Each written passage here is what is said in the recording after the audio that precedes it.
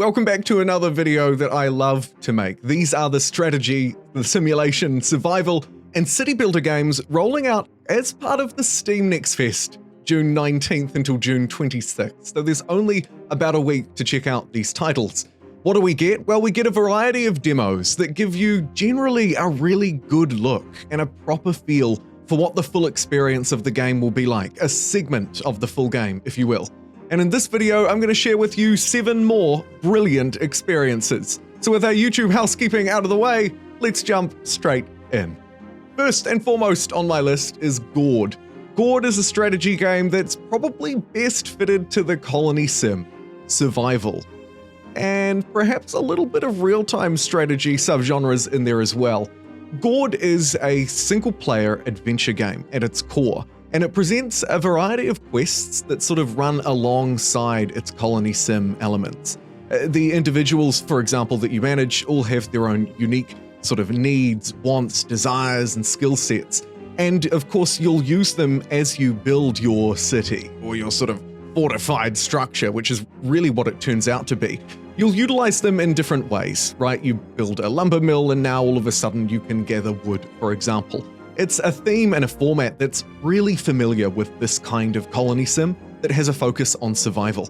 I would say though that the city building in this is really satisfying. And I think it's not just satisfying because the UI is easy to use and because it's quite clear what does what and what you need to do, but also Gord, I have to give it credit, builds a very cinematic world around you. And you can see that by that distinction between what is yours behind the fence and well lit, and the resources, darkness, and indeed, as you'll discover, dangers that are outside of your fence and outside of your borders, right? And that darkness outside. And I think that's what Gord delivers that a lot of these other sort of colony sim, survival RTS strategy games try to do, but fail at. They often deliver a core bone structure that's there, but they fail to deliver on atmosphere. And that's what Gord does really well. And it's the reason why actually I decided to put it as the very first entry, the one that most people will likely see on my list. Next up, we have Bulwark Falconeer Chronicles, a name that I'll admit doesn't exactly glide off the tongue. However, what it does deliver is a really smooth gameplay experience. This is a very colorful and uniquely stylized strategy game. It's described on Steam as a grand strategy. I think city builder would also be perhaps a better definition, but I'm sure that those tags will evolve over time. The key thing to note about what this game delivers, and indeed it does push you to build a city, it does push you to gather resources by building structures and having them harvest things like wood, for example, and building cities around that. But what it delivers that's quite unique is somehow it manages to give you this grid-like sort of structure that you're seeing, where you build a building and then that acts as a node that you can build out from, connecting to maybe just an empty pier that's harvesting more wood, or maybe it's connecting to another piece of infrastructure, a large cliff face, for example, that you can bridge between. And all of this at the higher level is controlled by your sort of a deploy ship, if you will, choosing spawn points and starting zones for your nodes of production.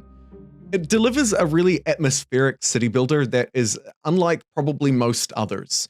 It delivers a grid structure through its sort of node-to-node building design, but also this incredible flexibility where you can sort of twist, sneak, and weave your way around and through the few structures that exist in what is largely an oceanic world. And might I add, a pretty beautiful one at that. I think this is a really fascinating city builder strategy, and I think that you'll find it is too. A demo well worth checking out. Equally well worth checking out is Blockbuster Inc. I have in my notes that it's kind of like a little bit of The Sims meeting a really solid tycoon, like Game Maker Tycoon. Why is it a little bit of The Sims? Well, because we're designing our film studio, and the way that you design it, you fill it with furniture, certain buildings delivering certain roles. Of course, this is a structure not just unique to Sims, but it really kind of scratches that itch. And then you add in the sort of the people management element to it, like you might find in, say, a roller coaster tycoon. Here I'm assigning scheduling times in a very linear way, I'll admit. You will leave, you will work, you will break for an eat, and then you will go back to work and then leave again. But then it delivers this product creation element, which very much reminds me of game design, game developer tycoon. And all of it comes together in a really satisfying package. I think that Blockbuster Inc. therefore scratches quite a few different itches. It has that product design, that trying to create something, push it out to market, and hopefully not failing like I miserably did here. But then you have that other element to it of building what in this case is a film set, but as many other games have explored, could be a colony. It could be a prison, right? We've seen this rolled out across many different tycoons. And then you have that real-time element of managing the staff and managing your horrific failures that you might have seen out of some of the great tycoon games, like Roller Coaster Tycoon. This one, Blockbuster Inc., has me pretty interested. It's releasing in 2023, and the demo feels fairly fully fledged, so I'd encourage you to check it out, even if it is somewhat limited in scenario scope. Moving along, we have Thronefall. Thronefall is probably best described as a tower defense meets city builder game. It attracted me initially because of its quite unique and minimalist overall sort of aesthetic, art style, its graphics. And I think that you can probably see that too. What it then draws you into is a tower defense that meets kind of a very basic city building element.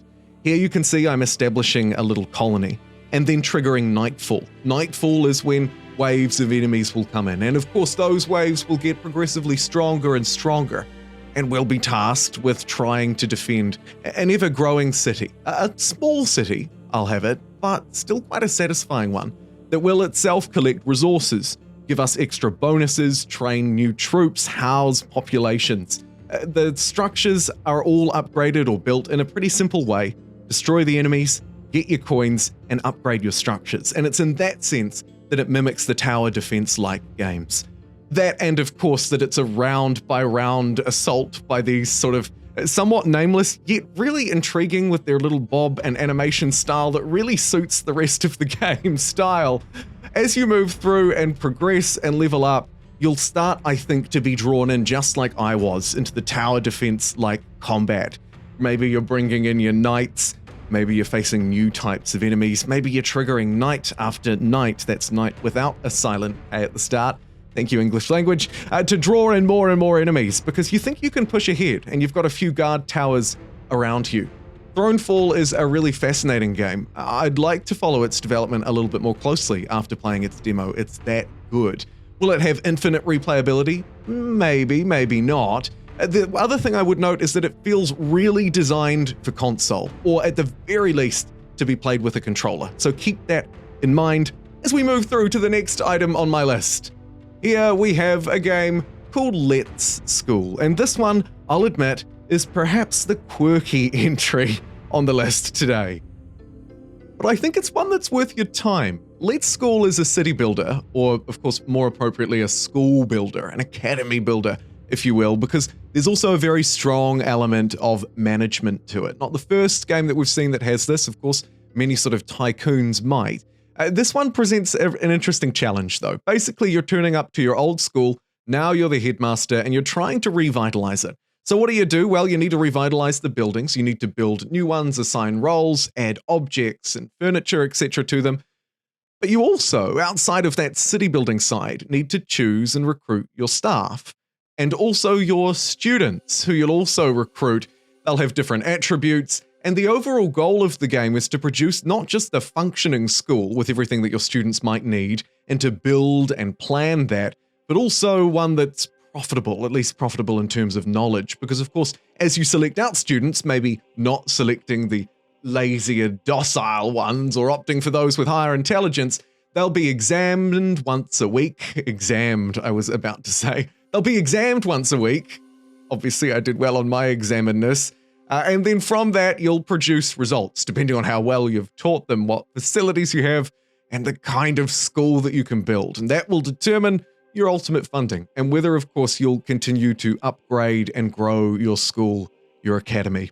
I think it merges really nicely some city builder elements with some, if not slightly quirky, managerial elements into one in this school or academy builder. I think it's well worth your time, at least sort of 30 minutes or so. Very fun.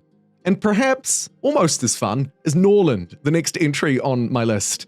Norland is very much like RimWorld, or Clanfolk too, in that in this game, this simulation game, it's a simulation game that sells itself very specifically on being a game that is a medieval kingdom simulator that sells and generates complex stories within your characters.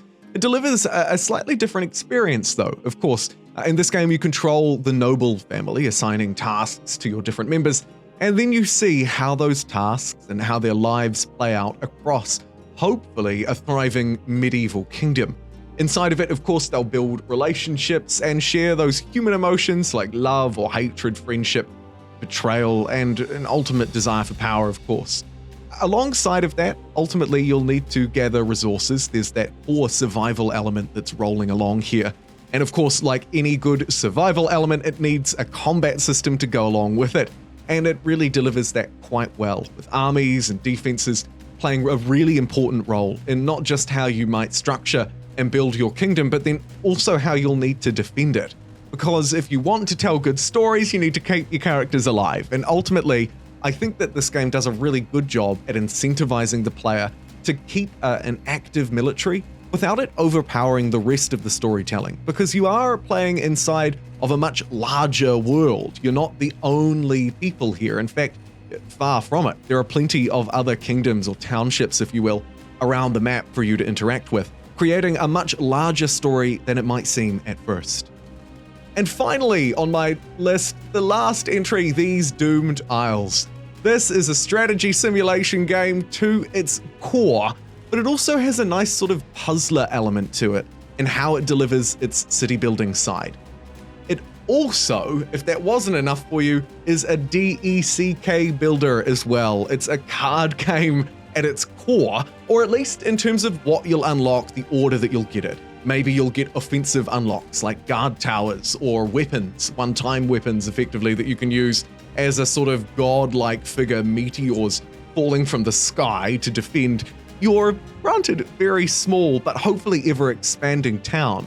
The Doomed Isles themselves can be connected by choosing land upgrades, for example, inside of the DECK of cards that you'll draw from each turn representing a season in the game with its own challenges. As you grow your island, you'll also be sort of made to choose between different outcomes. You might choose happiness over food and then starve through the winter, or you might choose growth instead of maybe choosing extra land. You're instead choosing to grow your populations. Your populations will work and gather resources, and ultimately you'll need to defend the shrine at the center. You need loyalty, you need happiness, you need faith for that it produces, and then you need to be able to defend it from threats that are coming into your land. Some of them are fairly straightforward, like barbarians, others a little more, perhaps, unyieldy, shall we say, like giant demons. It combines fun elements of a card game with a city builder and survival, and I think that These Doomed Isles is well worth checking out. Like many other things here that we've seen at part of the Steam Next Fest, I'd encourage you to put aside now this weekend. Try out some of the demos that we've covered on the channel, or maybe some more, and I'll see you next time.